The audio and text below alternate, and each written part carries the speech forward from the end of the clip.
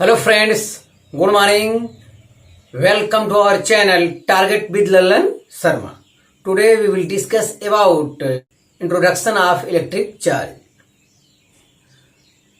तो विद्यार्थी, अगर आपने फिजिक्स सीखने की जिद पाल रखी है तो इंग्लिश और हिंदी लैंग्वेज आपके मार्क की बाधा नहीं बन सकता है। ध्यान दें, अगर आपको इंग्लिश में प्रॉब्लम है तो जाहिर है कि आप जो है ट्रांसलेशन ऐप डाउनलोड कर लीजिए। उसमें जो भी आप डालेंगे तुरंत आपको मीनिंग सहित ट्रांसलेशन सब कुछ आपको दे देगा। तो आइए देखते हैं। तो आज का जो यूनिट है उसका नाम है इलेक्ट्रोस्टैटिक्स और चैप्टर 1 है electric charge and electric field. तो इलेक्ट्रिक चार्ज की बात हो रही है तो विद्यार्थी, हम लोग देखे होंगे जब आप अपने सूखे बालों में कंघी करते हैं कई बार, तो उसमें देखे होंगे कि कंघी की तरफ बाल जो है अट्रैक्ट होता है। या ठंडक के दिन में जब आप वूलन कंबल को ओढ़े होते हैं तो ऐसी दशा में उसमें फ्रिक्शन होता है अगर, तो वहां पे एक चमक सी उत्पन्न होती है। वो सब चार्ज के कारण ही है। मेन फिजिक्स आपका है इलेक्ट्रोमैग्नेटिज्म और इसके यहाँ पे दो पार्ट हैं। एक पार्ट है इलेक्ट्रोस्टैटिक्स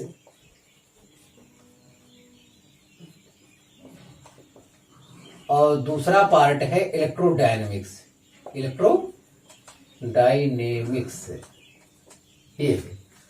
तो इलेक्ट्रोडायनेमिक्स की स्टडी हम आगे करेंगे। यहां पर जो स्टडी करेंगे वो इलेक्ट्रोस्टैटिक्स की करेंगे। इलेक्ट्रोस्टैटिक्स की स्टडी में क्या है कि यहां चार्ज एट रेस्ट पे होता है। क्यू क्या होता है? रेस्ट पे होता है। और इलेक्ट्रोडायनेमिक में होता है क्यू मोशन में होता है।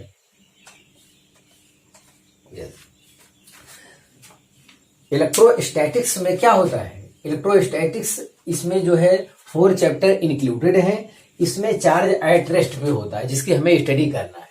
और इलेक्ट्रोडायनेमिक्स आगे हम पढ़ेंगे, उसमें चार्ज क्या होता है? मोशन में होता है। यही चीज है। तो यहाँ लिखा है इलेक्ट्रोस्टैटिक्स, क्योंकि अब ये यूनिट जो हमारा इलेक्ट्रोस्टैटिक्स है उसके बारे में लिखना जरूरी है। Electrostatic is the study of charge at rest. अगर विद्यार्थी चार्ज एट रेस्ट पे होता है तो उसके कारण जो है इलेक्ट्रिक फील्ड प्रोड्यूस होता है। अगर चार्ज रेस्ट पे होता है तो उसके कारण ओनली इलेक्ट्रिक फील्ड प्रोड्यूस होता है।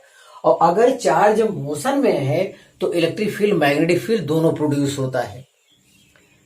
तो अगर हमें चार्ज की जो आगे हमें डिफिनीशन लिखना है इलेक्ट्रिक चार्ज, तो देख रहे हैं चार्ज अगर रेस्ट पे है तो इलेक्ट्रिक फील्ड प्रोड्यूस करता है। चार्ज अगर मोशन में है तो इलेक्ट्रिक फील्ड मैग्नेटिक फील्ड दोनों प्रोड्यूस करता है। तो चार्ज जो है किसी मैटर की वह एसोसिएटेड प्रॉपर्टी है या इंट्रिंसिक प्रॉपर्टी है। एसोसिएटेड मतलब संबद्ध प्रॉपर्टी है जो इलेक्ट्रिक और मैग्नेटिक फील्ड उत्पन्न करता है तथा उसका अनुभव करता है, एक्सपीरियंस करता है। ध्यान दिया जाए। अब इसका डिफिनीशन देख लिया जाए इलेक्ट्रिक चार्ज का।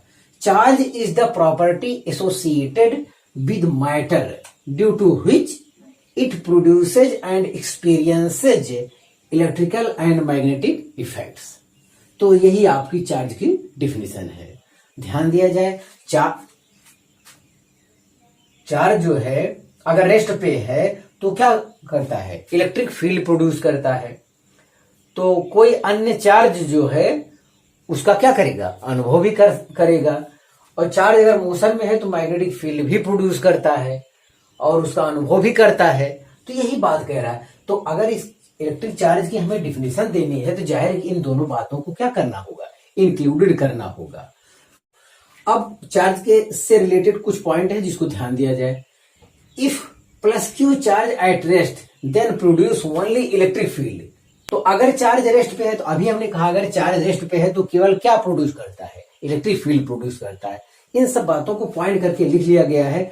बहुत से पॉइंट ऐसे होते हैं जो कंपटीशन के लिए इंपॉर्टेंट होते हैं और बोर्ड के लिए जरूरी नहीं होते हैं। तो फिर भी विद्यार्थी सब कुछ देखते चलिए। जो आपके काम का है वो ग्रहण कर लीजिए या लिख लीजिए, जो नहीं आपके काम का है उसे आप छोड़ दीजिए।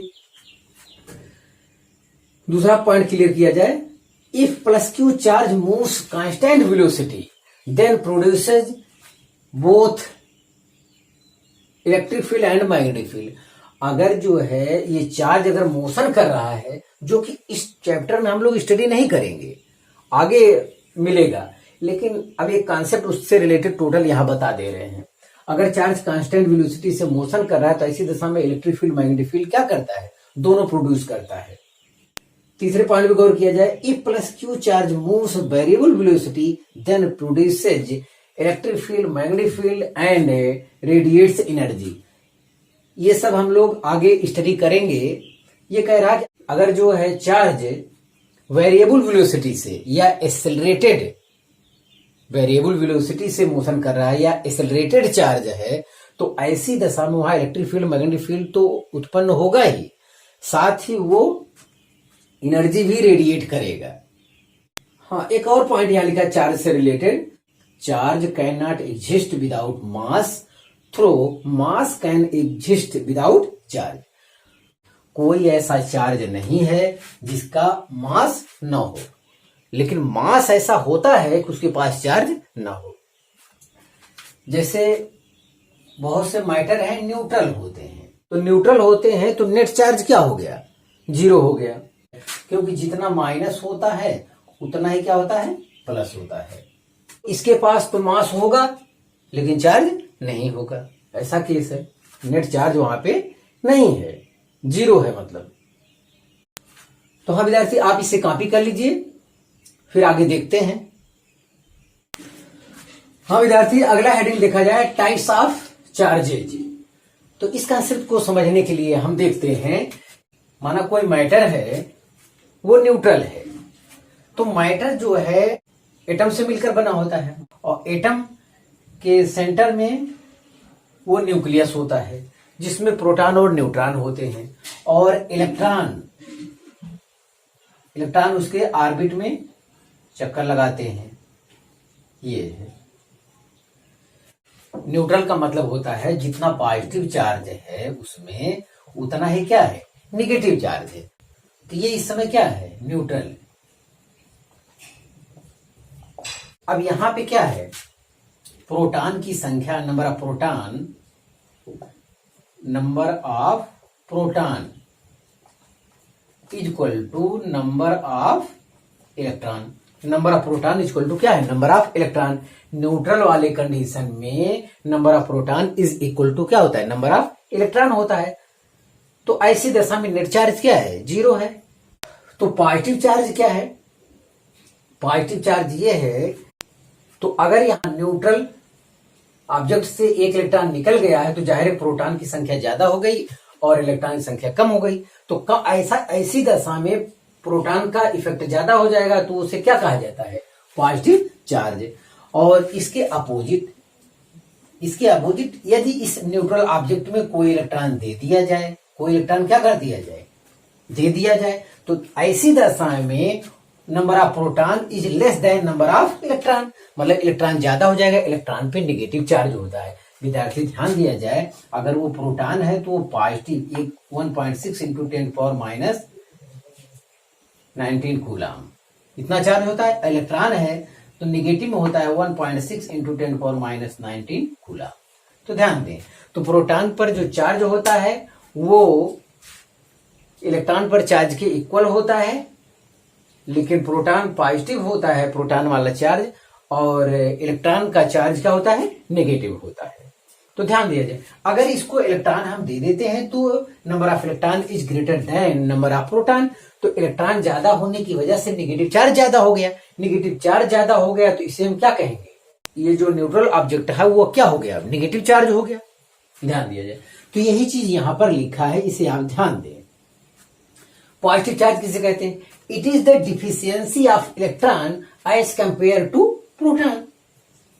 तो अगर यहां से इलेक्ट्रॉन निकल जाएंगे तो ये प्लस की क्या हो जाएगी, प्लस वाला ज्यादा हो जाएगा, प्रोटॉन ज्यादा हो जाएगा वहां पे, तो ये क्या कहलाएगा, पॉजिटिव चार्ज कहलाएगा। अगर इसमें इलेक्ट्रॉन आएगा, न्यूट्रल ऑब्जेक्ट में इलेक्ट्रॉन आएगा, तो जाहिर है कि अब जो है number of electron is greater than number of proton हो जाएगा। नंबर ऑफ इलेक्ट्रॉन का मान ज्यादा होने से ये पदार्थ क्या हो जाएगा, निगेटिव चार्ज हो जाएगा। तो निगेटिव चार्ज क्या है? It is the excess of electron as compare to proton. Proton के कंपैरिजन में इलेक्ट्रॉन क्या हो जाएगा? ज्यादा हो जाएगा। अगर इसे आप चाहते हैं कि ये पॉजिटिव चार्ज हो जाए तो यहां से न्यूट्रल ऑब्जेक्ट से इलेक्ट्रॉन को निकालिए। न्यूट्रल ऑब्जेक्ट से अगर इलेक्ट्रॉन को निकालते हैं तो नंबर ऑफ प्रोटॉन का मान नंबर ऑफ इलेक्ट्रॉन से ज्यादा हो जाएगा, और तो ये पदार्थ क्या, ये मैटर क्या हो जाएगा? पॉजिटिव चार्ज हो जाएगा। और अगर इस न्यूट्रल ऑब्जेक्ट में इलेक्ट्रॉन डालते हैं, बाहर से इलेक्ट्रॉन देते हैं, तो number of electron is greater than number of proton हो जाएगा।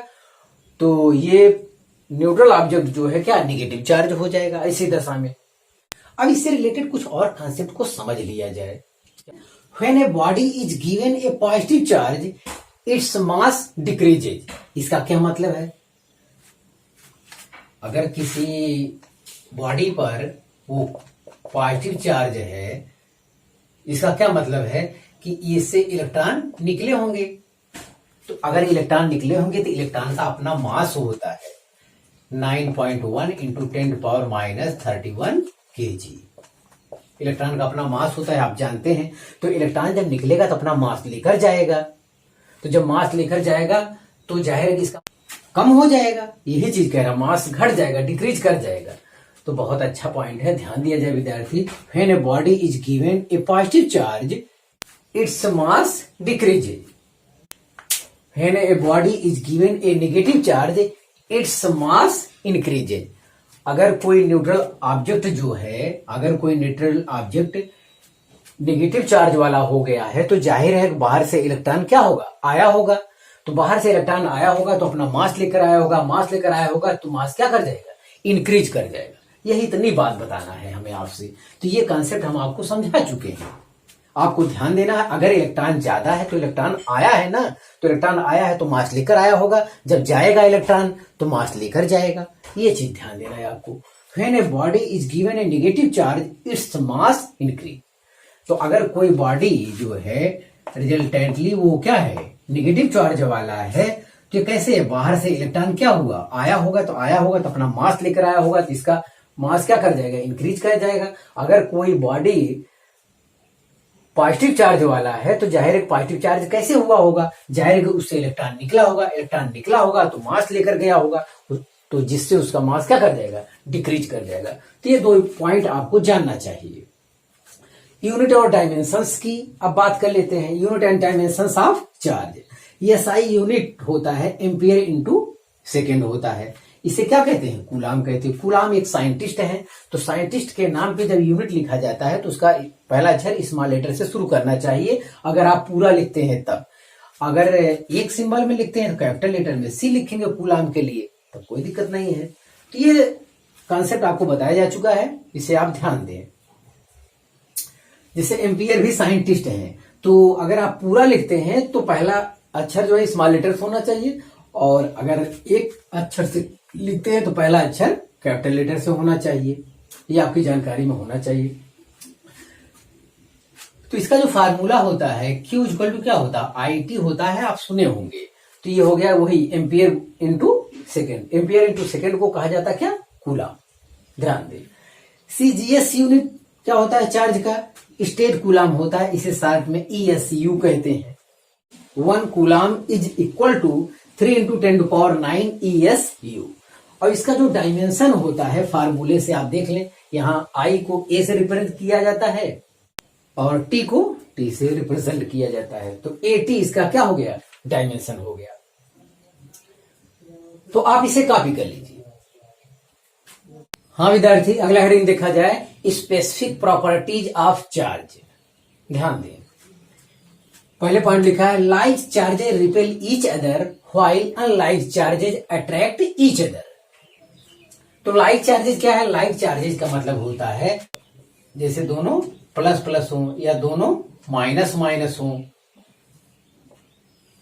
ये क्या है, ये लाइक चार्जेज है। लाइक चार्जेज क्या करते हैं, repel each other, repel each other.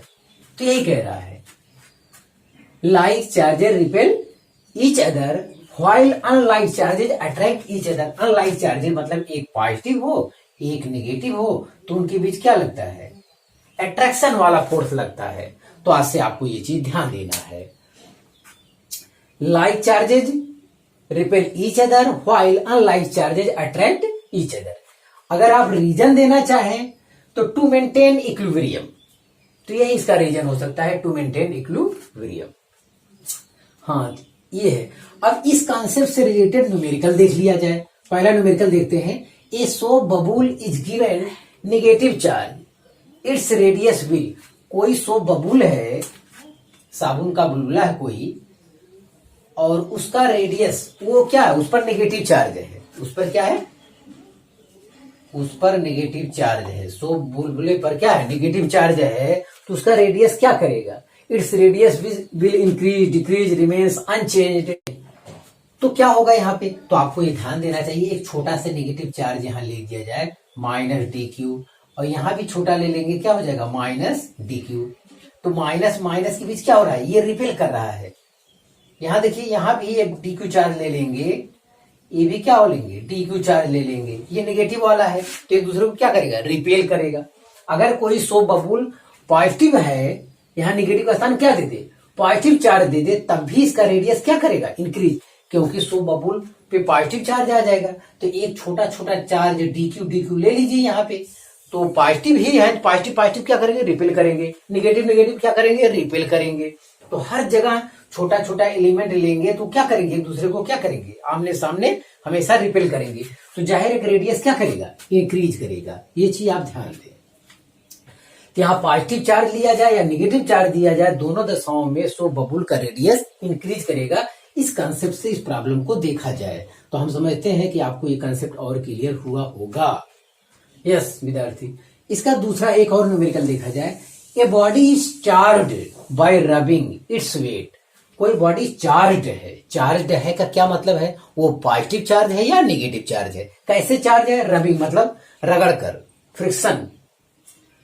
तो आपको अभी ये चीज आपको आगे पढ़ाया जाएगा, लेकिन ये बॉडी चार्ज है तो क्या होगा, वेट पे क्या इफेक्ट पड़ेगा, इंक्रीज करेगा डिक्रीज करेगा, में इंक्रीज और डिक्रीज, कौन सा ऑप्शन सही मारेंगे।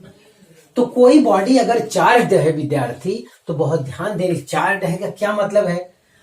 चार्ज है तो कोई ऑब्जेक्ट अगर चार्ज है, और कौन वाला चार्ज है, उस पर प्रोटॉन ज्यादा है, मतलब पॉजिटिव चार्ज है।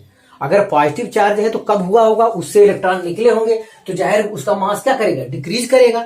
अगर कोई बॉडी नेगेटिव चार्ज है तो उसमें number of electron is greater than number of proton होगा। ऐसी दशा में यहां इलेक्ट्रॉन आया होगा। अरे भाई, इलेक्ट्रॉन अगर ज्यादा है तो बाहर से इलेक्ट्रॉन आया होगा न्यूट्रल ऑब्जेक्ट में, तभी वो नेगेटिव चार्ज हुआ है। इलेक्ट्रॉन बाहर से आया होगा तो अपना मास लेकर आएगा, तो ऐसी दशा में मास क्या करेगा, इंक्रीज करेगा। तो यहां बहुत अच्छा कॉन्सेप्ट है, a body is charged bye rubbing its weight. A body charge, इतने से ही पता चल गया, ये तब संभव है या तो बॉडी क्या करे, बॉडी का मास इंक्रीज करे या तो डिक्रीज करे। मास ज्यादा रहेगा तो वेट ज्यादा रहेगा, वो एक ही बात है। यहां मास भी कह देगा तब भी यही आंसर होगा। तो अगर कोई बॉडी चार्ज है, केवल इतना कह रहा है, तो आप कहेंगे कि मास इंक्रीज भी कर सकता है और डिक्रीज भी कर सकता है। हाँ, लेकिन अगर यहाँ कंफर्म नाम लेके कहते बॉडी पॉजिटिव चार्ज है, तो मास क्या होगा, पॉजिटिव चार्ज है तो इलेक्ट्रॉन निकला होगा, तो जाहिर मास डिक्रीज वाले पे टिक लगाएंगे। अगर कोई बॉडी निगेटिव चार्ज है, जाहिर इलेक्ट्रॉन आया होगा न्यूट्रल बॉडी में, तब वो निगेटिव चार्ज हुआ होगा। तो इलेक्ट्रॉन आया होगा तो मास क्या करेगा, इंक्रीज करेगा। इस कंसेप्ट का ज्ञान आपको होना चाहिए। दूसरा पॉइंट देखा जाए, real test of charge is electric repulsion. यहां पर एक ऑब्जेक्ट है जिसके चार्ज की हमें जांच करनी है। यहां पर एक ऑब्जेक्ट है जो चार्ज्ड ऑब्जेक्ट है। अगर इस ऑब्जेक्ट को इसके पास ले जाते हैं और रिपल्सन फोर्स कार्य करता है, तो जाहिर है कि इसी नेचर का ये चार्ज होगा। मतलब ये नेगेटिव है तो ये भी नेगेटिव होगा, ये पॉजिटिव है ये भी पॉजिटिव होगा, सेम नेचर का चार्ज होगा रिपल्सन के केस में। यस, तो ये बात तो कंफर्म है। तो जाहिर है रिपल्सन जो है रियल टेस्ट ऑफ चार्ज है। अगर इस ऑब्जेक्ट को इसके पास ले जाने पर ये अट्रैक्शन फोर्स का फील करता है, तो ये ऑब्जेक्ट की चार्ज आप क्या बताएंगे, अट्रैक्शन के केस में बताइए। अट्रैक्शन के केस में ये पॉजिटिव भी हो सकता है, अट्रैक्शन के केस में ये क्या हो सकता है, न्यूट्रल भी हो सकता है, जितना पॉजिटिव उतना निगेटिव, दो संभावना है। तो ये रियल टेस्ट नहीं हुआ, ये रियल टेस्ट नहीं हुआ, ध्यान दें। तो यही बात इसमें बताई गई है। हाँ, अगला पॉइंट 3 देखा जाए। For a moving charge body mass increase while charge remains constant. ध्यान दें, अगर कोई बॉडी मोशन कर रहा है तो क्या होगा, उसका मास क्या करता है, इंक्रीज करता है। आइंस्टीन की रिलेटिव थ्योरी है विद्यार्थी, थोड़ा ध्यान दिया जाए। Mass of body in motion m equal to m not upon under root 1 minus v square upon c square. m not को कहा जाता है रेस्ट मास ऑफ ऑब्जेक्ट, और m को क्या कहा जाता है, mass of body in motion. तो ये आइंस्टीन की रिलेटिव थ्योरी है, ध्यान दिया जाए। तो इसका ये कॉन्सेप्ट ये कहता है, अगर कोई बॉडी मोशन कर रहा है जिसकी वेलोसिटी लाइट के वेलोसिटी के कंपैरिजन में नेग्लिजिबल नहीं है, मतलब छोड़ा नहीं जा सकता, बहुत ज्यादा स्पीड है, तो ऐसी दशा में उसका मास क्या है, इंक्रीज कर जाएगा। मतलब लाइट का वेलोसिटी जितना उसके कंपैरिजन में वो भी है, मतलब बहुत छोटा नहीं है। ऑब्जेक्ट की वेलोसिटी लाइट की वेलोसिटी के कंपैरिजन में बहुत छोटा नहीं है, तो ऐसी दशा में मास क्या कर जाएगा, इंक्रीज कर जाएगा इसमें रखने पर। जबकि चार्ज का कांसेप्ट क्या है, charge rest is equal to charge motion. अगर मोशन में है या रेस्ट पे है, दोनों दिशाओं में चार्ज पर कोई इफेक्ट नहीं पड़ता, यही कह रहा है। For a moving charge body mass increases while charge remain constant. जबकि चार्ज हमेशा क्या रहेगा, कांस्टेंट रहेगा। चार्ज रेस्ट पे रहे या मोशन पे रहे, उसके वैल्यू में कोई फर्क पड़ने वाला नहीं, उसके अमाउंट में कोई फर्क पड़ने वाला नहीं है। तो आप इसे कॉपी कर लीजिए।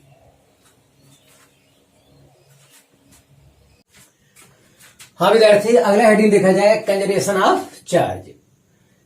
तो कंजर्वेशन ऑफ चार्ज के बारे में हम लोग पहले से जानते हैं कि चार्ज ना तो उत्पन्न हो सकता है और ना ही नष्ट हो सकता है, यह केवल ट्रांसफर हो सकता है।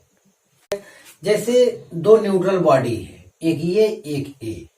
न्यूट्रल बॉडी का मतलब जितना प्लस उतना माइनस, जितना प्लस उतना माइनस। चलिए ठीक है, इनको आपस में रब कर देते हैं। अगर इस समय नेट चार्ज क्या है, नेट चार्ज क्या है, 0 है। और मान लेते हैं कि इनको आपस में रब कर दिया है, तो रब करने के बाद मान लेते हैं इससे 2 इलेक्ट्रॉन इसमें गए हैं, तो +2 चार्ज आ जाएगा, यहां -2 आ जाएगा। तो जितना पॉजिटिव उतना निगेटिव आ गया यहाँ पे इलेक्ट्रॉन एक्सेस में हो जाएगा। तो जहां से निकलता है उतना प्लस, और जहां पे जाता है उतना वो माइनस हो जाता है। तो ध्यान दें, अब इस समय इसका नेट चार्ज क्या है, इस समय भी इसका नेट चार्ज क्या है, Q नेट इक्वल टू 0। तो charge can neither be created nor destroy but can only transferred are called conservation of charge. ये ठीक है। तो चार्ज ना तो प्रोड्यूस किया जा सकता और ना ही डिस्ट्रॉय किया जा सकता, वो केवल क्या हो सकता है, ट्रांसफर हो सकता है। नेट चार्ज पहले भी 0 था, अब भी 0 है। अब एक और डिफिनेशन लिखा है, total charge of an isolated system is constant which is called conservation of charge. तो यहां देखें, एक और एग्जांपल ले लेते हैं।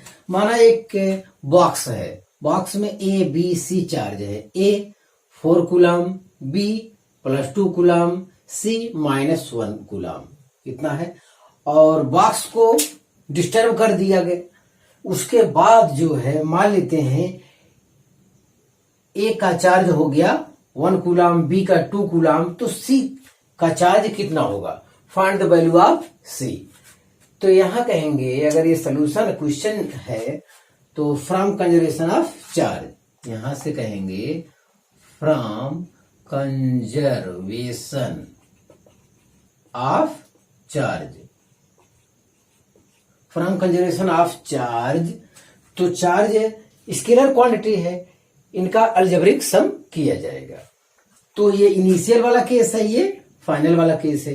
तो नेट चार्ज क्या कहता है, QA plus QB plus QC is equal to QA dash plus QB dash plus QC dash, ऐसा हो जाएगा। अब वैल्यू रखते हैं तो हो जाएगा 4 coulomb plus 2 coulomb minus 1 coulomb is equal to ये 1 coulomb plus 2 coulomb plus QC dash, इतना हो गया।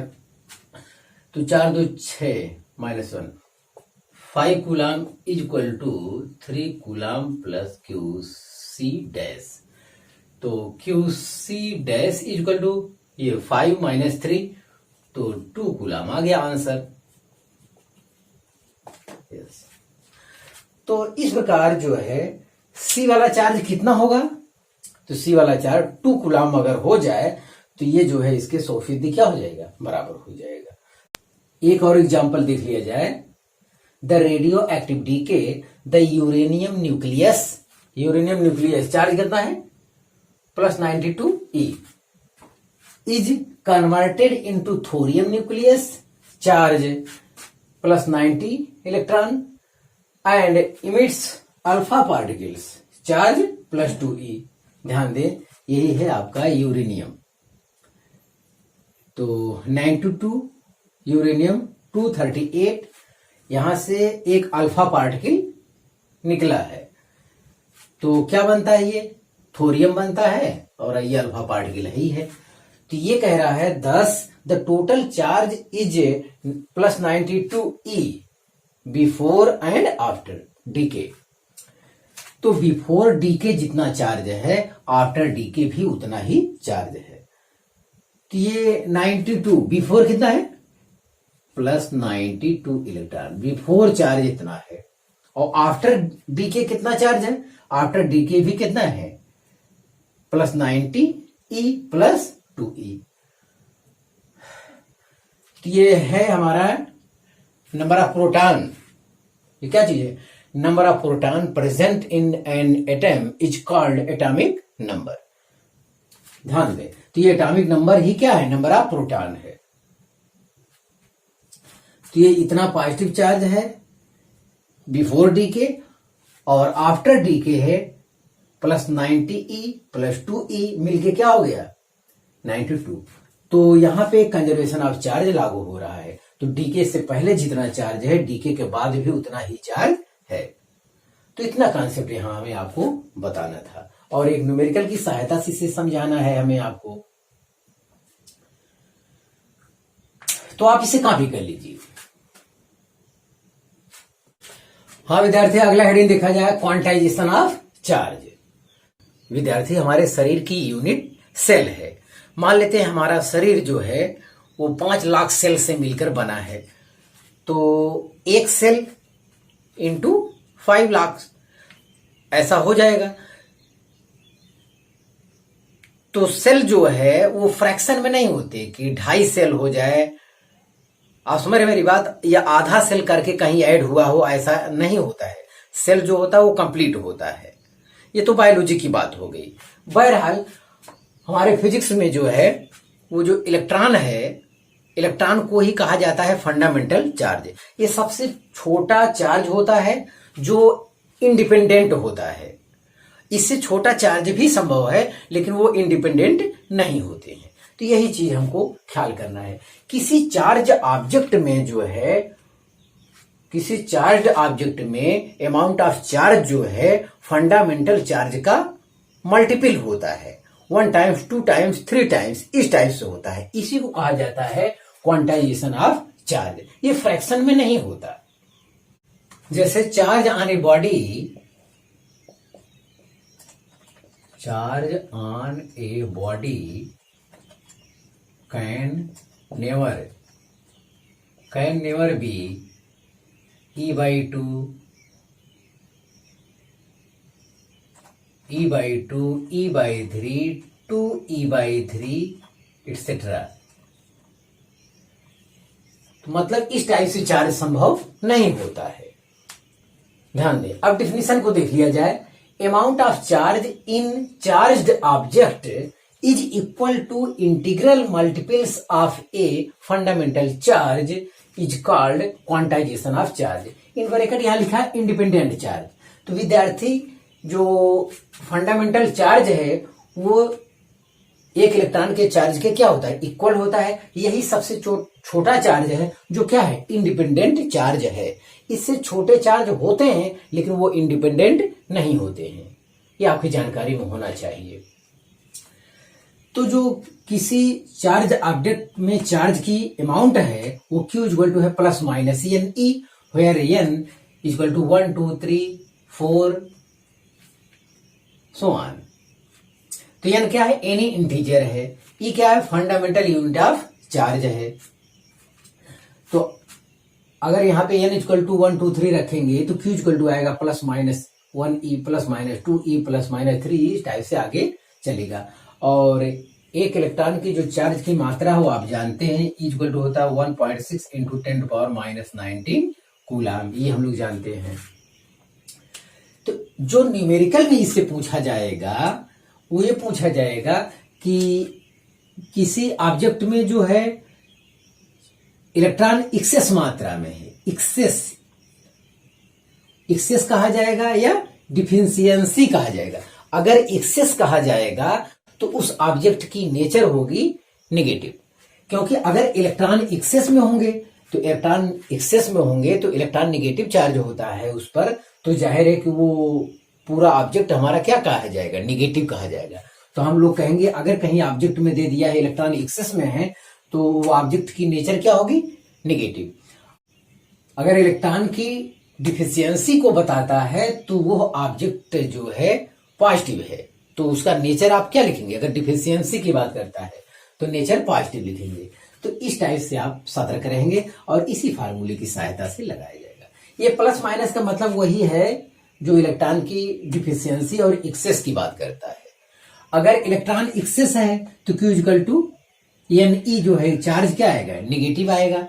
और अगर इलेक्ट्रॉन डिफिशियंसी में है तो ये पॉजिटिव आएगा। तो ये चीज इतना ध्यान देना है।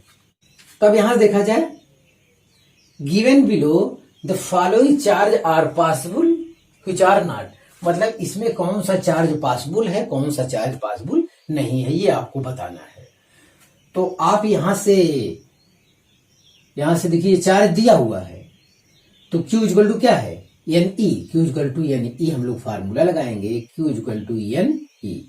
यहां से N इक्वल टू क्या हो जाएगा, Q बाई E, और Q कितना पहले में 6.4 इंटू 10⁻19, और एक इलेक्ट्रॉन के चार्ज से डिवाइड करिए 1.6 इंटू 10⁻19 कूलाम। इससे ये कट ही रहा है, 16 चौका 64, ये 4 आ रहा है। तो ये जो है ए वाला क्या है, पॉसिबल है। ये जैसे ये कह रहे हैं कि इंटीजर है, ये पूर्णांक आएगा, कटेगा हमेशा 1 टाइम्स 2 टाइम्स 3 टाइम्स 4 टाइम्स, इस टाइप से आएगा। ये डेसिमल में आंसर यहां नहीं आ सकता, ध्यान दिया जाए। हाँ ये पॉसिबल है। अब ये दूसरा वाला देखिए, दूसरा वाला भी ये कितना हो जाएगा, 8.0 इंटू 10⁻19 में 1 इलेक्ट्रॉन के चार्ज से डिवाइड करेंगे ये, तो इससे ये कट रहा है, ये डेसिमल हटाएंगे, 16 25 80, 5 आ रहा है। तो 5 इलेक्ट्रॉन है इसमें, तो ये भी क्या है, पॉसिबल है। अब एक और देख लेते हैं, यही फार्मूला लगाएंगे, Q अपान E करेंगे तो 2 इंटू 10⁻19 अपान 1.6 इंटू 10⁻19। ये पूर्णांक नहीं आ रहा है। जब ये डेसिमल में आएगा, फ्रैक्शन हो गया, तो ये आपका क्या है, C वाला पॉसिबल नहीं है। ये डेसिमल में आ रहा है, मतलब पूरी तरह से 1 नंबर ऑफ इंटीजर जो है वो नहीं आ रहा है हमारा। तो डेसिमल में आ रहा है तो हम उसे छोड़ देंगे, तो ये कहेंगे ये चार्ज पॉसिबल नहीं है। तो हम समझते हैं ये मतलब आप समझ चुके हैं। अब एक क्वेश्चन और देख लिया जाए, find number of electron in 1 coulomb of charge. 1 coulomb of charge में कितने इलेक्ट्रॉन होते हैं ये बताना है। तो आपका फार्मूला Q इक्वल टू क्या है, NE है, और यहां से N equal to Q by E। तो Q कितना है, 1 कूलम, E 1.6 इंटू 10⁻19। तो इसे लिख सकते हैं 10⁻19 ऊपर जाएगा, ये डेसिमल हटाने के लिए ऊपर से नीचे 10 से गुणा करेंगे, 10/16 हो जाएगा और 10 टू पावर +19 ऐसा है, +19 आया। तो आप 19 इसका एक 10 इनके साथ लेके 100 कर लीजिए, इसे 18 बना लीजिए। यस, तो अभी वही बात है। अब इसको डिवाइड करिए, देखते हैं ये पूरी तरह कटना चाहिए। तो 16 छक्का 96, 4 40, 16 दूनी 32, 16 पच्चे 80, इतना इंटू 10 टू पावर 80। यस, तो इतना इलेक्ट्रॉन है। देखिए ये भी आपका आंसर आ गया। तो find number of electron in 1 coulomb of charge. तो ये सब कंपटीशन में आए हुए क्वेश्चन है, इस टाइप से आ जाता है छोटा छोटा करके, तो आपको इसमें परेशान होने की जरूरत नहीं है। तो 6.25 इंटू 10 टू पावर 18 इलेक्ट्रॉन है कितने में, 1 कूलम चार्ज में। तो आप इसे कॉपी कर लीजिए। अब अगला हेडिंग शुरू हो रहा है मेथड्स ऑफ चार्जिंग, जिसमें फर्स्ट है चार्जिंग बाय फ्रिक्शन। तो विद्यार्थी जैसे दो न्यूट्रल बॉडी हैं, इनको आपस में क्या करेंगे, रब करेंगे, आपस में रब करेंगे। तो यहां से मान लेते हैं कि 2 इलेक्ट्रॉन इसमें गया है, तो इसमें 2 प्लस आ जाएगा, और इसमें 2 इलेक्ट्रॉन गया है तो इसमें 2 माइनस आ जाएगा। अगर दोनों पहले से न्यूट्रल बॉडी हैं, उनको आपस में रब किया तो इसमें 2 प्लस 2 माइनस हो जाएंगे। तो ये चार्ज मिला हमको बाई फ्रिक्शन, फ्रिक्शन द्वारा हमको मिला है। तो यही बस इसमें है, ध्यान दिया जाए। If we rub one body with an other body, electron are transferred from one body to another. Yes, और देखिए एग्जांपल में देखिए, clouds gets charge due to friction. जो हमारे बादल है वो चार्ज प्राप्त करते हैं किसकी वजह से, फ्रिक्शन की वजह से प्राप्त करते हैं, ध्यान दें। और ये आपका डिफिनेशन हो गया। एक चीज और विद्यार्थी यहां नोट में लिखा है, rubbing of conductors do not cause of transfer of charge. अगर 2 कंडक्टर को हम आपस में रगड़ते हैं तो यहाँ पे चार्ज ट्रांसफर नहीं होता, ये आपकी जानकारी में होना चाहिए। दोनों अगर कंडक्टर हैं तब की बात हो रही है। देखिए, rubbing of conductors do not cause of transfer of charge, ध्यान दें। तो अब ये हम देखते हैं, इसमें जब 2 ऑब्जेक्ट को हम आपस में रब करते हैं विद्यार्थी, तो एक पे पॉजिटिव चार्ज आता है, एक पे नेगेटिव चार्ज। तो पॉजिटिव चार्ज उस पे आता है जिसपे इलेक्ट्रॉन की डिफिशियंसी होती है, और नेगेटिव चार्ज उस पे आता है जिसपे इलेक्ट्रॉन का एक्सेस होता है, ध्यान दिया जाए। अब किस पे पॉजिटिव आएगा, किस पे नेगेटिव आएगा, ये कॉम्प्लिकेटेड मसला है। उसमें किसकी इलेक्ट्रॉन की चाहत ज्यादा है, किसकी कम है, इस पर निर्भर करता है। ध्यान दिया जाए, जैसे कुछ ऑब्जेक्ट यहाँ पे लिखा हुआ है, कौन पॉजिटिव होगा कौन नेगेटिव होगा। कभी कभी मेडिकल वगैरह में एक आध क्वेश्चन पूछे जा सकते हैं, तो जानकारी भी होना चाहिए। तो इतने में आपका काम चल जाएगा। देखिए यहाँ लिखा है पॉजिटिव चार्ज, यहाँ हो गया नेगेटिव चार्ज। एक चीज और, अगर आपसे कोई पूछ ले कि ये इलेक्ट्रॉन का ही ट्रांसफर क्यों होता है, क्यों नहीं प्रोटॉन का ट्रांसफर होता है, इलेक्ट्रॉन का ही क्यों ट्रांसफर होता है, प्रोटॉन का ट्रांसफर क्यों नहीं होता। तो विद्यार्थी जो एटम है, एटम के अंदर जो न्यूक्लियस है, न्यूक्लियस में प्रोटॉन और न्यूट्रॉन होते हैं, और इलेक्ट्रॉन तो बाहर होता है। इलेक्ट्रॉन को निकालना काफी आसान होता है, उसमें उतनी ज्यादा ऊर्जा की आवश्यकता नहीं है, वो आसानी से किया जा सकता है। जबकि प्रोटॉन को निकालने के लिए, विद्यार्थी बहुत ऊर्जा की आवश्यकता होगी। मतलब यहाँ पे जो प्रोटॉन होता है, न्यूट्रॉन होता है, ये जो है स्ट्रांग न्यूक्लियर फोर्स से बाउंडेड होते हैं, बंधे होते हैं। तो यहाँ पे निकालना बहुत मुश्किल का काम है, बहुत मुश्किल का काम है। जबकि आसानी से आपका इलेक्ट्रॉन निकालने से आपका काम हो जाता है। तो ये एक रीजन है, स्ट्रांग न्यूक्लियर फोर्स, ध्यान दें। हाँ, देखा जाए उस कंसेप्ट के बाद अब देखा जाए, देखिए जैसे ग्लास रॉड हुआ और सिल्क क्लॉथ, अगर आपस में हम रब करते हैं विद्यार्थी, तो ये कंफर्म है ग्लास रॉड पे क्या आएगा, पॉजिटिव चार्ज आएगा, और सिल्क क्लॉथ पे क्या आएगा, नेगेटिव चार्ज आएगा। लेकिन ये कॉन्सेप्ट यहाँ पे और बनता है, जिन 2 ऑब्जेक्ट को रब करने पर एक पे पॉजिटिव एक पे निगेटिव आ रहा है, यह आवश्यक नहीं है कि उसका जोड़ीदार बिगड़ने पर, मतलब इसको किसी और के साथ या इसको किसी और ऑब्जेक्ट के साथ रब करने पर ये हमेशा निगेटिव होगा, ये आवश्यक नहीं। जैसे ये निगेटिव हो चुका है तो हर ऑब्जेक्ट के साथ रब करने पर ये निगेटिव होगा, ऐसा नहीं है। वो बदल भी सकता है, वो पॉजिटिव भी हो सकता है, ये आपकी जानकारी में होना चाहिए। फिर भी ये जोड़ा बनाया गया है, इस पर आप पैनी नजर रखेंगे, क्योंकि ग्लास रॉड और सिल्क क्लॉथ को आपस में अगर रब करते हैं तो ग्लास रॉड पे पॉजिटिव चार्ज आएगा और सिल्क क्लॉथ पर नेगेटिव चार्ज आएगा, ध्यान दें। दूसरे नंबर पे उलेन क्लॉथ। उलेन क्लॉथ का अंबर आप जानिए, उलेन क्लॉथ और अंबर के बीच रब करते हैं तो उलेन क्लॉथ पर पॉजिटिव चार्ज आएगा और अंबर क्या हो जाएगा, निगेटिव चार्ज आएगा। ध्यान दें, उलेन क्लॉथ की प्लास्टिक ऑब्जेक्ट कोई भी हो अगर रब करते हैं तो उलेन क्लॉथ पे पॉजिटिव चार्ज आएगा, प्लास्टिक ऑब्जेक्ट पर नेगेटिव चार्ज, ये आपको ध्यान देना है।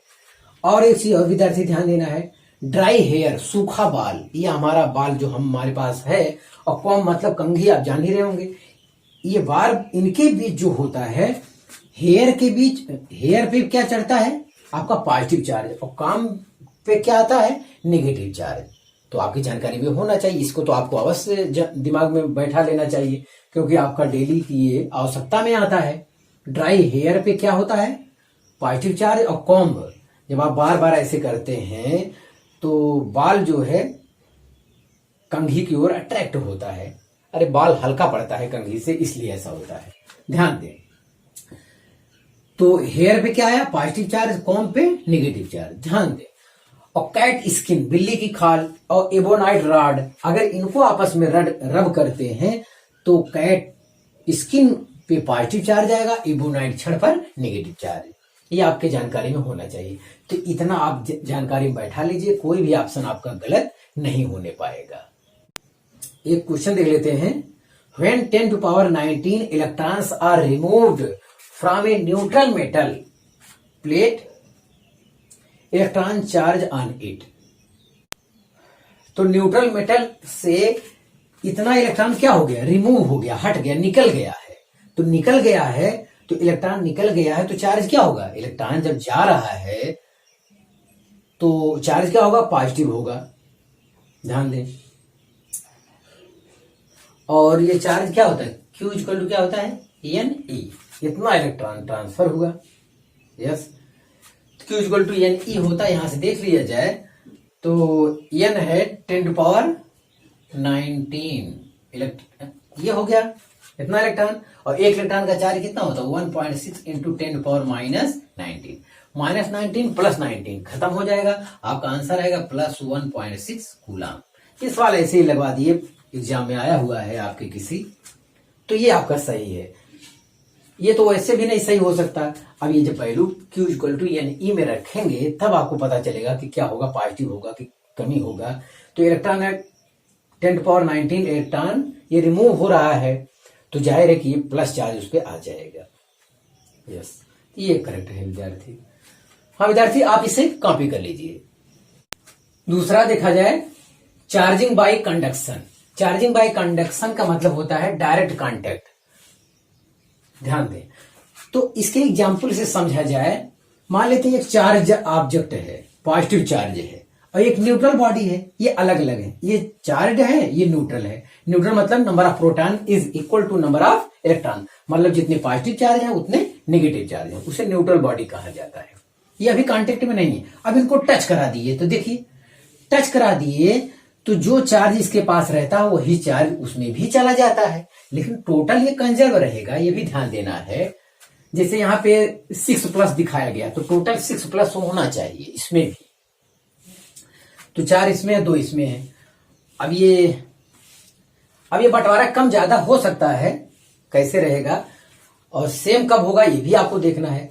विद्यार्थी ध्यान दें, कंडक्शन चार्ज जो है उसी का ट्रांसफर करता है कांटेक्ट होने पर।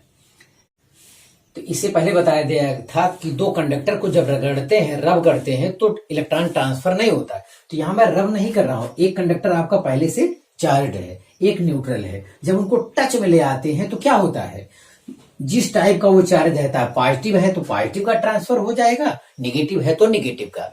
ध्यान दिया जाए, कंडक्शन चार्ज जो है उसी का क्या करता है, ट्रांसफर। पॉजिटिव है तो पॉजिटिव का, निगेटिव है तो निगेटिव का। यहाँ निगेटिव लेंगे तो यहाँ भी क्या आएगा, निगेटिव आएगा। ये आपकी जानकारी में होना चाहिए। और दूसरा एक क्वालिटी न्यूमेरिकल वाली चीज सोच लिया जाए। मान लेते हैं कोई एक ऑब्जेक्ट है जो जिसका चार्ज है -6 × 10⁻³ कूलम, मतलब निगेटिव चार्ज है। और दो और हैं सेम शेप साइज मटेरियल के, सेम चीज है, और ये दोनों क्या है, न्यूट्रल हैं। अब मान लेते हैं तीनों टच में आ गए तो क्या होगा, अगर तीनों टच में आ गए विद्यार्थी तो सब सेम सेम क्या हो जाएगा, चार्ज डिवाइड हो जाएगा। देखिए -2 × 10⁻³ ये चीज तीनों में है, तीनों को ऐड करेंगे तो टोटल इसके इक्वल होगा। तो यहां देखिए क्या लिखा है, if shape size and material is same then charge divided same. अगर शेप साइज और मटेरियल सेम हो जाए विद्यार्थी तो ऐसे केस में चार्ज आधा मतलब इक्वल डिवाइड हो जाएगा। ये आपकी जानकारी में होना चाहिए। चलिए अगर ये दो होता तो मान लेते एक ये नहीं होता तो यही हाफ हाफ हो जाता, -3 × 10⁻³ इसमें हो जाता, -3 × 10⁻³ इसमें हो जाता। तो ये रहा आपका कॉन्सेप्ट, हम समझते हैं, इसका मतलब आप समझ चुके हैं। इसकी डिफिनेशन को एक बार देख लिया जाए। If a charge conducting body is put in contact with uncharge या न्यूट्रल अनचार्ज कंडक्टिंग बॉडी, ये अनचार्ज कंडक्टिंग बॉडी है, the uncharge body becomes charged, ये क्या हो गया, becomes charged due to transfer of electrons from one body to other body. ये चीज है। तो ध्यान दें, एक कॉन्सेप्ट आपका यही है कि जो चार्ज इस पे रहेगा, जो चार्ज इस पे रहेगा वही चार्ज कांटेक्ट वाली बॉडी पर जाएगा। ये कंडक्शन का रूल है, ये चीज ध्यान देना है।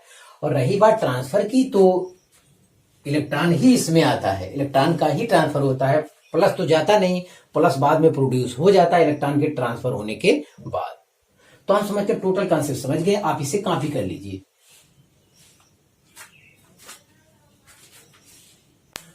हाँ विद्यार्थी, लास्ट कॉन्सेप्ट देखा जाए, charging by induction without contact. यहां विद्यार्थी कांटेक्ट नहीं होता है, तो चलिए इसको एग्जाम्पल की सहायता से समझते हैं। तो यहां देखते हैं, माना एक चार्ज बॉडी है, एक न्यूट्रल बॉडी है यहां पे, अभी ये दूर दूर है, यस। तो देखते हैं, अब इस चार्ज बॉडी को जब हम न्यूट्रल बॉडी के समीप ले जाते हैं, मान लो यहां लेके, टच नहीं कराना है आपको, टच नहीं करना, तो ये न्यूट्रल बॉडी का मतलब होता है जितने पॉजिटिव चार्ज होंगे उतने ही निगेटिव चार्ज होंगे। तो ये प्लस वाला चार्ज जब यहां नजदीक आ जाएगा तो जितने इलेक्ट्रॉन इसमें हैं सब क्या हो जाएंगे, नजदीक आ जाएंगे। अगर आपको ये नहीं समझ में आता तो आप इसे मान लीजिए ऋतिक रोशन, और इसमें जो निगेटिव चार्ज है वो आपकी हो गई, गर्ल हो गई मान लेते हैं। तो फोटो खिंचाने के लिए जब कोई हीरो आता है तो लोग नजदीक नहीं आ जाते, अगर ये मेल है तो फीमेल जितने हैं क्या जाते हैं, करीब आ जाते हैं। तो ऑटोग्राफ लेने के लिए ऑब्जेक्ट ए पर इधर की ओर देख रहे हैं, क्या हो जाएगा, निगेटिव चार्ज आ जाएगा करीब, और दूर वाले पे क्या आ जाता है, पॉजिटिव चार्ज आ जाता है। तो यही हमारा यही डिफिनेशन क्या है, इंडक्टर की यही डिफिनेशन है, ध्यान दें। और इसका एक कंसेप्ट ये है कि अगर आप न्यूट्रल बॉडी को निगेटिव चार्ज करना चाहते हैं, आप चाहते हैं इस पे निगेटिव केवल रहे, तो ऐसे केस में नियम ये है कि उसके समीप पॉजिटिव चार्ज वाला बॉडी ले जाइए। अगर आप चाहते हैं कि न्यूट्रल बॉडी में पॉजिटिव चार्ज आए तो उसके समीप निगेटिव चार्ज वाला बॉडी ले जाइए। ये कंसेप्ट है, इस पर ध्यान दिया जाए। देखिए, ये आपका कोई हीरो हो गया, यहाँ पे निगेटिव चार्ज जो है गर्ल हो गई, वो ऑटोग्राफ लेने के क्या आएंगे, करीब आएंगे। जो नेचर में हो रहा है वही हमारा क्या, physics is the study of nature, ध्यान दें। तो यहाँ पे ये हो गया। अगर आप चाहते हो कि बॉडी एक जो है निगेटिव चार्ज हो जाए तो आप पॉजिटिव चार्ज ले आए, इसको आप दिखाइए। इसके लिए जो है एक न्यूट्रल बॉडी बी ले आते हैं, बी को जो है ए से टच करा देते हैं। ए से टच करा देने से वो कंडक्शन वाला केस आ जाएगा। कंडक्शन वाले केस में ये होता है कि टच करने पर जो चार्ज होता है वही उसमें ट्रांसफर हो जाता है, तो इसमें क्या आ जाएगा, प्लस आ जाएगा। लेकिन इसे आप पास में रखिए, ये वाला पास में रखिए। अब इसका हम सेपरेशन कर देते हैं, ए और बी को क्या करते हैं, अलग कर देते हैं। जब अलग करेंगे तो ये पॉजिटिव वाला बी में चला जाएगा, ए वाला निगेटिव रह जाएगा। यही तो मैं कह रहा था कि अगर किसी न्यूट्रल बॉडी को निगेटिव चार्ज करना है तो उसके समीप जो है पॉजिटिव चार्ज वाले बॉडी को ले जाइए, अगर किसी बॉडी को पॉजिटिव चार्ज करना है तो उसके समीप निगेटिव चार्ज वाले बॉडी को ले जाइए। कॉन्सेप्ट बाकी सब यही रहेगा। हाँ, अगर ये निगेटिव चार्ज वाला बॉडी रहेगा तो क्या करेगा, प्लस वाला, अगर ये निगेटिव चार्ज वाला बॉडी रहेगा तो प्लस वाला क्या रहेगा, करीब दिखाएंगे और निगेटिव वाला दूर दिखाएंगे। तो यहां पे आपका प्लस आ जाएगा, ये माइनस आ जाएगा, उल्टा हो जाएगा, ये माइनस रहेगा ही रहेगा। तो ये चीज है जो आप चाहते हैं उसका। तो यहां देखिए लिखा है induction charges the uncharge body with the opposite kind of charge. ध्यान दें, ये हमारा जो बॉडी है वो अनचार्ज बॉडी को क्या करता है, अपोजिट चार्ज करता है। ध्यान दें, यही चीज कह रहा वो। यही कॉन्सेप्ट एक और मेथड से समझा जाए, अर्थिंग मेथड इसे कहते हैं। मान लेते हैं ये आपका क्या है, ये चार्ज बॉडी है और ये क्या हमारा, ये न्यूट्रल बॉडी है। ये यही कंडीशन देखिए, यहाँ एरो लगाए हैं, मतलब एक बार ये दर्शाएंगे, उसके बाद वाला कंडीशन ये है, मतलब करीब लाने के बाद वाली कंडीशन है। ये वाला केस यहाँ दर्शाया गया। अब ये नियर है, ये वाला केस यही दोबारा दिखेंगे, नियर है। नियर है तो क्या हो जाएगा, नियर है ये पॉजिटिव चार्ज है तो जितने इलेक्ट्रॉन है करीब आ जाएंगे और प्लस दूर की ओर दिखाएंगे आप। अब आप ये वाला केवल नेगेटिव चार्ज चाहते हैं, इंडक्शन चार्ज यही चाहता ही है कि पास वाला क्या हो, केवल नेगेटिव चार्ज हो जाए। तो ऐसे केस में इसे अर्थ से जोड़ दीजिए। अर्थ को कहा जाता है ओशियन ऑफ इलेक्ट्रॉन, इलेक्ट्रॉन का ये सागर है, ध्यान दिया जाए। तो अब यहां से इलेक्ट्रॉन जाएगा और प्लस वाले को न्यूट्रल खत्म कर देगा। तो ये पूरा क्या हो जाएगा आपका, केवल नेगेटिव चार्ज ही रह जाएगा। एट लास्ट ये चीज आ गया। देखिए यहां भी ए नेगेटिव है और यहां भी ए नेगेटिव है, तो कोई दिक्कत नहीं है। तो इसका जो इतना वर्क हो रहा है, यही इतना वर्क जो है ये डिफिनेशन में लिखा है। ध्यान दें, if a charge body is brought near a neutral body, the charge body will attract opposite charge and repel similar charge present in the neutral body। तो वही तो मैं कह रहा हूं कि जो ये पॉजिटिव वाला निगेटिव को अट्रैक्ट करेगा, रिपेल करेगा सिमिलर वाले को, वही चीज यहां पे हो गया। As a result of this one side of the neutral body becomes negative while other positive. This process is called electrostatic induction. तो ये हमारा डिफिनेशन आपका कंप्लीट हुआ।